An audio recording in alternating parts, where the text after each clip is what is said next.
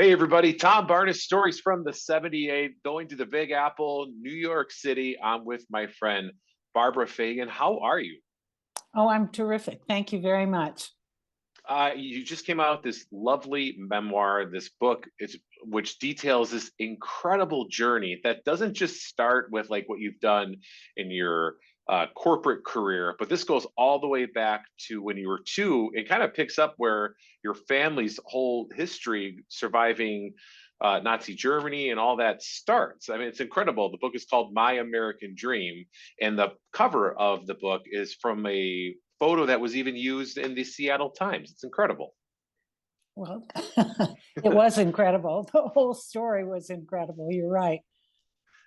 Yeah, so just for folks who are not familiar, you have Easy Breezy Cover Girl or Don't Let Friends Drink. Was that the other one of the slogans? You had a couple others, right? Friends don't let friends drive drunk. Thank you. That's what it was. Yeah, But you had a few of those. You were in the advertising world. You really came to prominence in the 60s during what people now know as the Mad Men era. And you were a woman, sometimes the only woman in the boardroom at some of these things. But the story starts way back in 1940, fleeing Berlin, right? correct, correct. And it's interesting, Tom, because I was two when this Mhm. happened, and I didn't know anything at all about it. I knew that we'd escaped. My father was Jewish, my mother was Lutheran, and I was sort of nothing uh, at the time. Well, you're And two. I was two, and I remembered nothing. My life really began in my own mind when we reached America, when we came to America, and we settled in this tiny little town in Southwest Washington. But about 8 or 10 years ago or so, I got a call one day from my sister who lived in Annapolis, and we talked regularly about our families and all that. And she called and she said, "No, this call is different." She said, "I want to tell you, I have found a journal that our father kept in the run up to the escape and throughout the entire escape itself." She was going through some of his papers sometime after he died, Mhm. and she came upon this journal and she sent it to me. And Tom, it was the most overwhelming experience emotionally for me to read this journal and to really understand what my parents had gone through. Uh, First of all, in the persecution of Jews in Germany at the time, and my father had been in the German Air Force in World War I, and he'd been in a crash then, and he always felt at the time that he had given to Germany, so to speak, and so he felt Germany would take care of him. And so he didn't see any great need to leave until it was very, very late. And at that time, it was impossible practically to get out of Germany. They had visas. The visas were to expire on a particular date in July, and at first he was told we could go across the Atlantic Ocean from Italy, and we had to get to Italy, and then we would take a ship called the Rex and go across the Atlantic and go to New York. Uh, it turned out that at that point there were no more ships going across the Atlantic because of the German submarines, so that was out. Oh, wow. So he said in the journal, I'm reading all this in the journal, not knowing anything about it up until now. He said, well, then there was an opportunity to go to Finland and to somehow get to America from Finland. God knows how that would work. Then he said that didn't work. So they said, maybe we could go through France and then through Portugal. Nothing worked. And he was getting totally frantic and frustrated, really profoundly frustrated. Finally, he was able to secure passage for us on one of the last trains that left Berlin. And then he had to run around all over the place trying to get the appropriate documentation and to really collect the appropriate money for the fairs.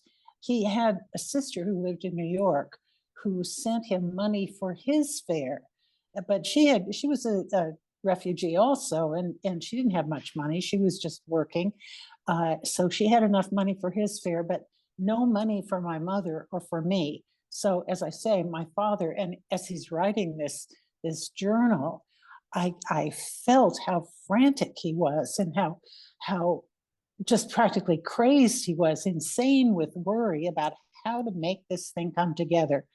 He finally got help from a Quaker organization and another religious organization to get the fairs for me and for my mother.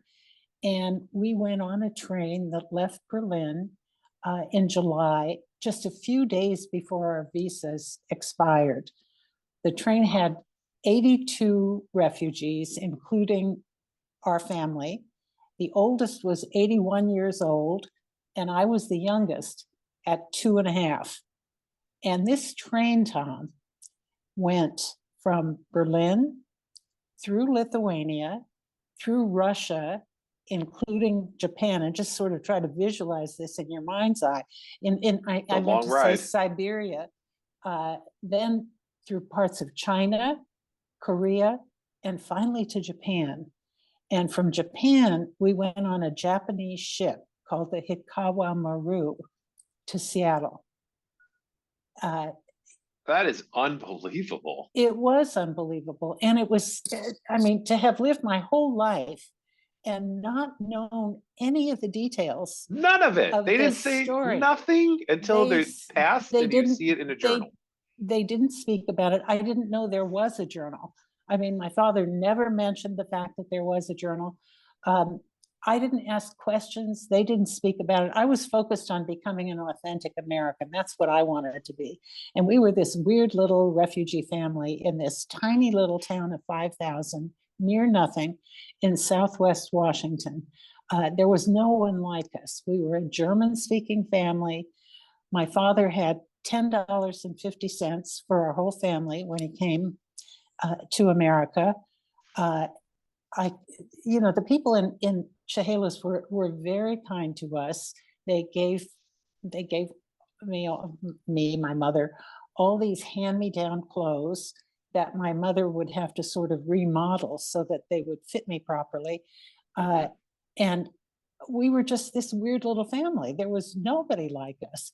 And I didn't want to be a weird little outlier family. I wanted to be just like everybody else, an authentic American girl. So it didn't even occur to me to ask questions. I knew that we had come from Germany, and I don't even remember that we talked about it as an escape. We came from Germany. So just to sort of reiterate that it was a profound emotional experience to read this journal. And my father really, again, something that really surprised me, the journal is written in English. And I know that it's his writing because I have the originals in his handwriting in English. I had no idea he could do this. And he wrote so evocatively.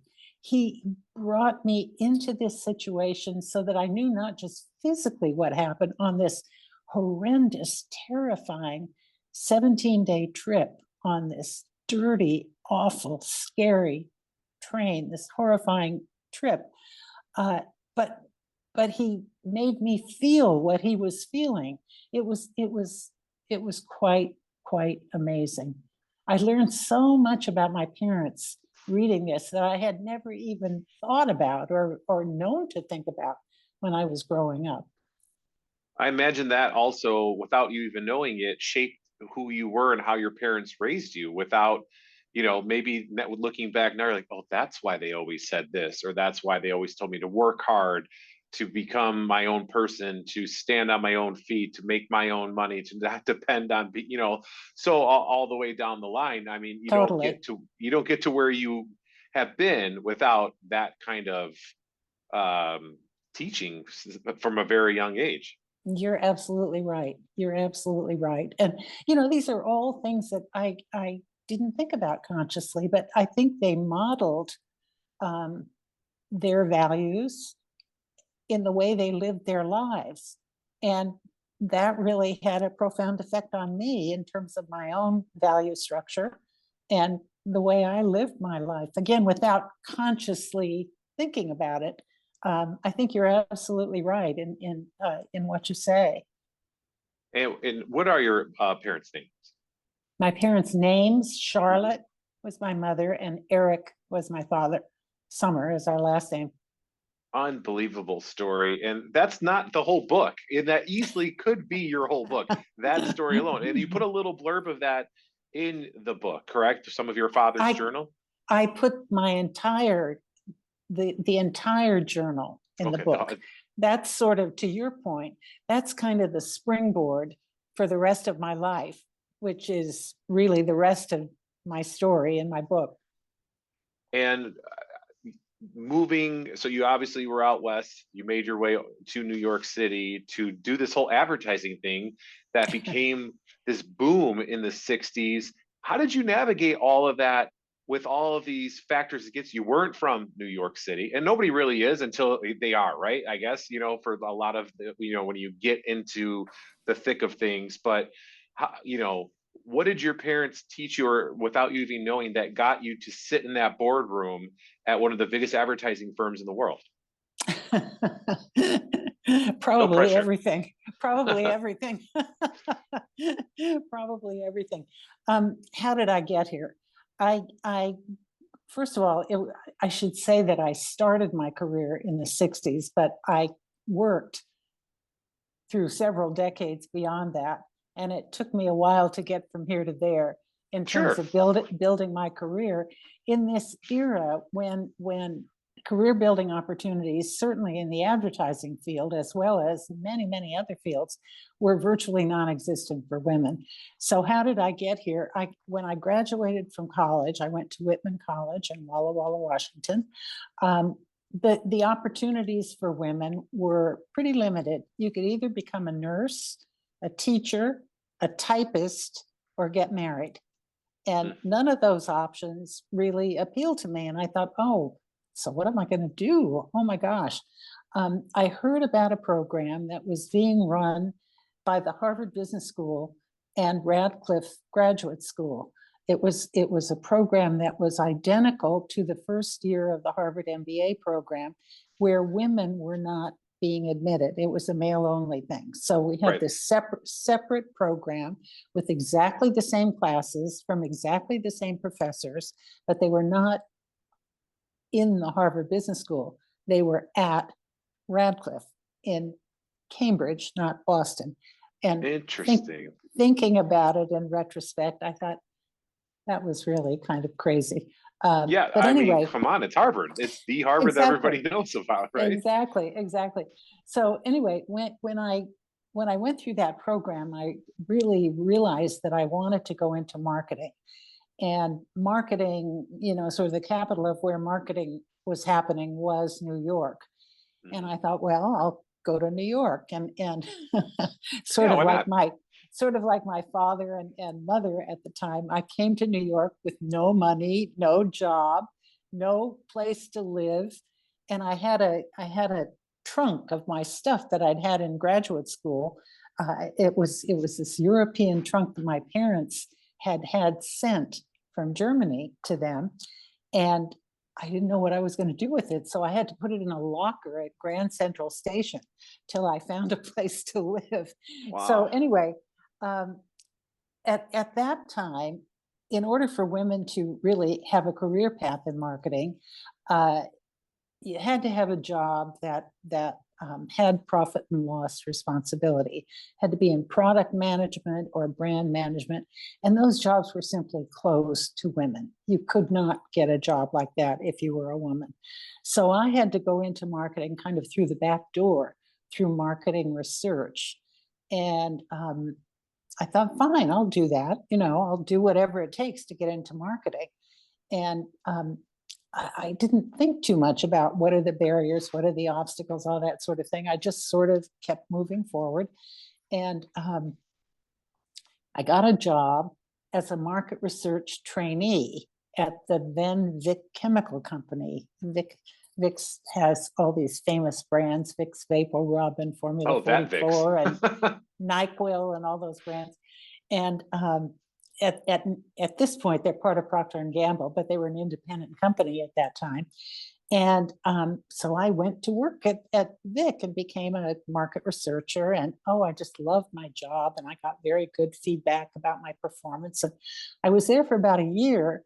And I thought, well, I think it's time for me to go and have a conversation with my boss about my career path and compensation and that sort of thing. So I sort of nervously made an appointment with him and went to talk with him, sat down across from his desk, and his name was Tom, like yours. And Oh, I said, Tom, I've been here about a year. You've given me very good feedback. I really want to talk with you a little bit about my career path and what the next steps are. And he just sort of stared at me for a moment. And then he threw back his head and he just started roaring with laughter. And I said, well, Tom, why are you laughing? yeah. Well, he said, they get married, they have babies, and they leave. And I said, and he said, there is no career path. And I said, well, who are they? Yeah. And Who's that? Yeah. he said, women. I said, well, Tom, I do plan to be married and I plan to have babies, but I went to business school. I plan to have a career. Yeah. Well, he said, Barbara, if that's what you want, I can't help you. We just don't have that here. If that's what you want, you're going to have to leave. And so I did.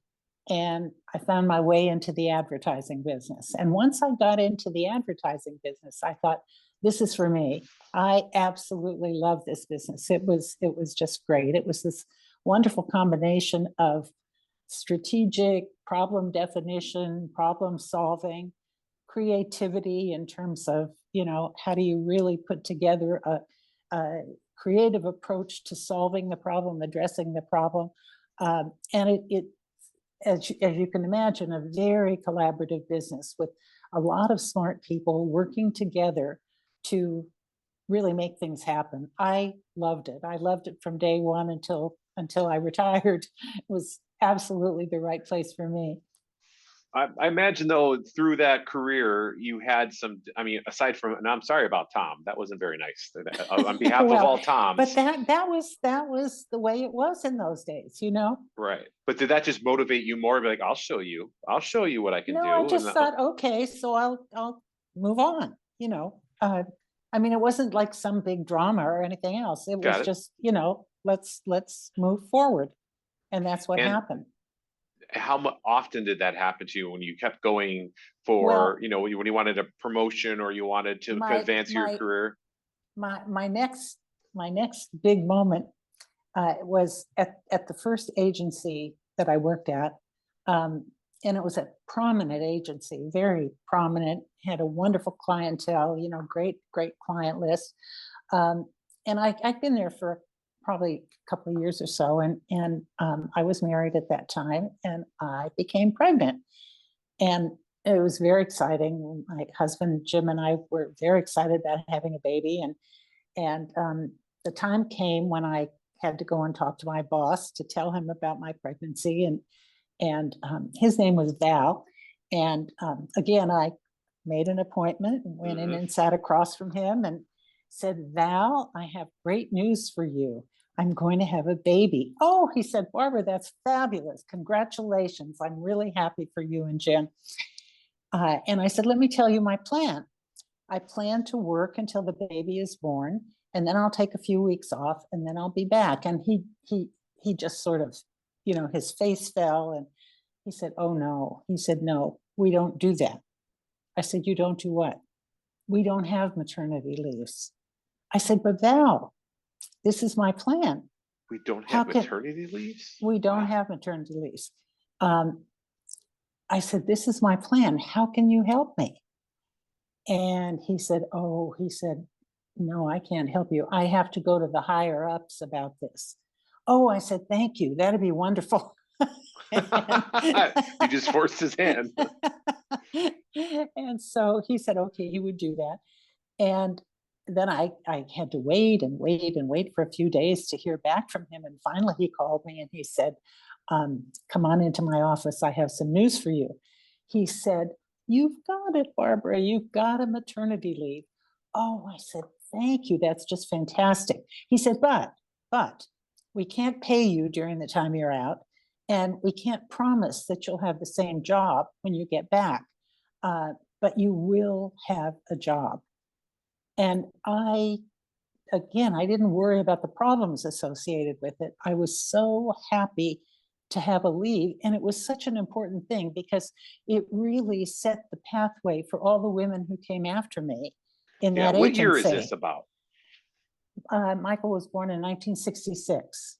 So, yeah. So this is, you're busting glass ceilings Oh, as no you, question. No that's question. incredible. No question. And it was a big, big deal because this was a big agency. And, women were beginning to get jobs in agencies and so forth. And clearly there were going to be other women who needed maternity leave. So I was very proud of the fact that I sort of paved the way in that way. Barbara, that's incredible. Like I'm getting chills just talking to you about it because, my wife has been allowed for maternity leave, and women like you who fought for that right. My mother, who had maternity leave when she had me and my two brothers. I mean, that is just incredible that you just knew what your value was. You had that plan, and Val needed a little push, but Val went and fought for you. And if it wasn't for people like you pushing people like Val and Val pushing for higher ups, who knows what kind of world we would be living in right now here Oh, you're in so America. right. You're so right. My goodness. And did your mom and dad know the kinds of things you were doing and the impact it was having around them? Or was it just kind of you were doing your thing and they were like, we're so proud of Well, you? my And my mother had a lot of health problems, really, all the way through. I mean, from the time I can remember, she had a lot of serious health problems, and she was diagnosed with terminal breast cancer when I was 11 years old, mm, and told that she would have 1 year to live. And she loved life. She fought fiercely to hang on, and she did. I think it was very, very important for her to sort of instill her life lessons into my sister and me. And she actually lived until I was 25 years old. So that was pretty wow. amazing. Going Yeah, through especially for back then. all kinds of treatment cycles, and it was very much a roller coaster life. She'd have a crisis, and then she'd have a remission, and then she'd have another crisis, and we never knew what would happen. And just thinking about it again in reflection and retrospect, I think it must have been very tough for my father, to be in this constant stress. But did they know what I was up to? They were in Seattle and I was in New York. So, and we didn't have iPhones and This. email and all this kind of stuff. So, they sort of knew, but they didn't really know in detail. Uh, you know, Was it almost sort one of. of those, Barbara, she knows what she wants and knows how Well, they to, were they and were so proud of the fact that I was. They thought it was very exciting that I was working in advertising, and they in thought New it was York just City, right? well, and working on these brands that they saw advertised on television every day, Yeah. and to know, gee, my daughter was involved in that, and they were very excited and proud about that. They didn't know about all the trials and tribulations, and they weren't all trials and tribulations. I mean, they're Sure. just like anybody else. There were tough times and good times, and successes and failures and everything else. And I think one of the major life lessons that I learned from my parents was the importance of resilience. You just got to pick yourself up and move on. Move on. Yeah, don't wallow, right? Just move on. Exactly. Exactly.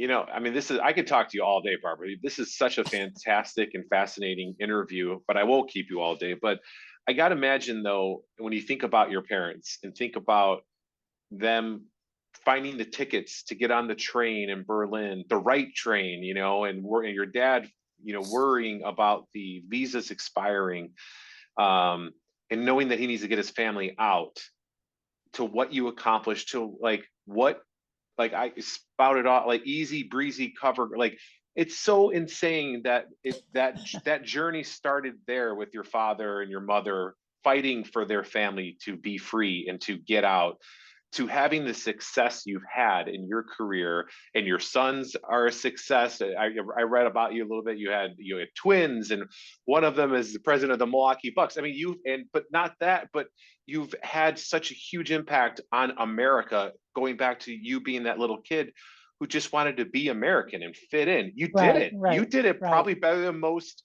American kids who grew up here fit in. You know what I mean? And that's America. Like the great thing about America is it's what you want to be, and you wanted to be that version that so many people know and don't even know who to thank. This is so much what my father always said.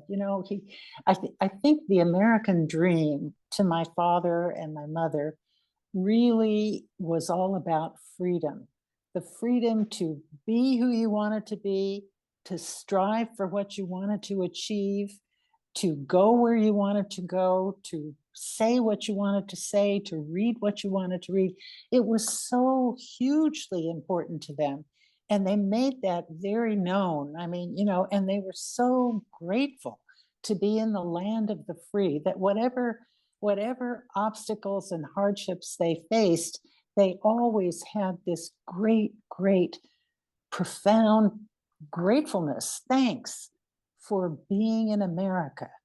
And I think that I really sort of took that in as Mm-hmm. I was growing up, and really in reflection, understand even more how important it was as sort of being ingrained in my value system, so to speak. Absolutely. And I think, when you have something that can be taken away from you that you loved, especially something so valuable as freedom, you can trickle that down to people who lose their jobs and are afraid of how to pay their bills. When you get in that position where something that you love or the lifestyle you have could be taken away from you, and you survive that moment and then come out on the other side, you realize how valuable and how not everything's guaranteed. So you really value everything that you have. And either is it getting a new job and paying your bills, or jumping across the world to start a new life, to get away from oppression. I mean, to have those things, to reflect on it in the way that you talk about, the way your parents talk about, that's just incredible. It's a great American story. I love it. Yeah, good. Thank you. Yeah, where's people can buy your book? I want to make sure we get that out of the way Uh, there, so they the can go and the buy it and read this the story. books launched on January 16th, a couple of days ago, and they're available now wherever people buy their books, bookstores, online, and you can get more information on my website, Barbara Feigin, Feigin, and it's one word, .com. And that'll give you a lot of background on the story and about me, and also give you buttons to click to actually buy the book. Great. And that photo we talked about of you arriving in Seattle on a dock or surrounded by suitcases is the cover of the book, which is just very apropos. Right, right. Well, Barbara, it's been an absolute pleasure talking with you, and I appreciate the time, and thank you very much. Well, thank you, Tom. It's been great to talk with you. Absolutely. And again, this was just I visualize the story you were telling as you were telling about your father, even your journey, sitting in those offices with those men saying, I'm going to take maternity leave. That's my plan, but I'll be back. You're like, it's incredible. I can't wait to see the movie whenever that's made, because Oh, that's what thank it you. should be. Thank you. Thank you. How can we Absolutely. make that happen? Yeah, well, let's work on it, right? Because it's definitely one that needs to be told. This Right. is an incredible story. So I Thanks. wish you nothing but the best, and have yourself a lovely afternoon in the Big Apple. Well, thank you very much, Tom. It's been great being with you.